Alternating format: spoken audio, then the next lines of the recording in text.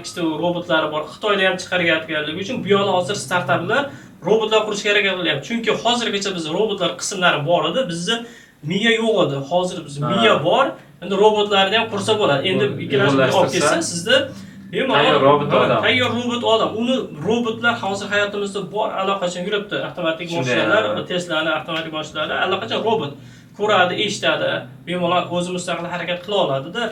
Endigi kelajakdagi ishlar mana shu robotlarni uy ishlari, juda ko'p narsaga robotlar. Ana 200 yoshli odam kino bor-ku.